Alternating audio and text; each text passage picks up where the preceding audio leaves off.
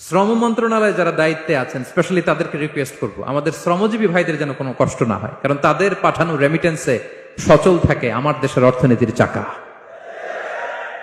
তারা ভালো থাকলে ভালো থাকবে বাংলাদেশ। ভেরি সিম্পল, ঠিক কিনা বলেন? আমার যে ভাইটা পরিচ্ছন্নতা কর্মী, রাস্তা ক্লিন করে, এয়ারপোর্টে ওয়াশরুম ক্লিন করে, একজন পরিচ্ছন্নতা কর্মী, তারও 20 থেকে 30 হাজার টাকা বাংলাদেশে ঢোকে প্রতি মাসে। আপনি চিন্তা করতে পারেন? হ্যাঁ, 6টা মাস যদি রেমিটেন্স বন্ধ হয়, শ্রীলঙ্কার চেয়েও খারাপ অবস্থায় বাংলাদেশে চলে যাবে। Just only 6 months. ভয়ঙ্কর অবস্থা হবে বাংলাদেশে। এটা আল্লাহর পক্ষ থেকে একটা স্পেশাল রাহমা, মার্সি এন্ড ব্লেসিংস, যে আমাদের রিজিকের তাগিদায় সারা বিশ্বে যে কাজ করতে হয়, আমরা কাজ করি আর দেশে টাকা পাঠাই, আর সচল থাকে আমার দেশের অর্থনীতির চাকা। আলহামদুলিল্লাহ পড়ে।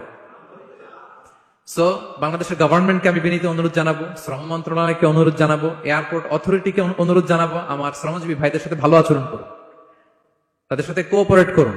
বিশেষ করে যতগুলো দূতাবাস আছে সারা বিশ্বে, বাংলাদেশের যে মিশনগুলো, দূতাবাসগুলো, আমার শ্রমজীবী ভাইদের যে কোনো কাজকে অগ্রাধিকার ভিত্তিতে আপনারা সার্ভিস দিন।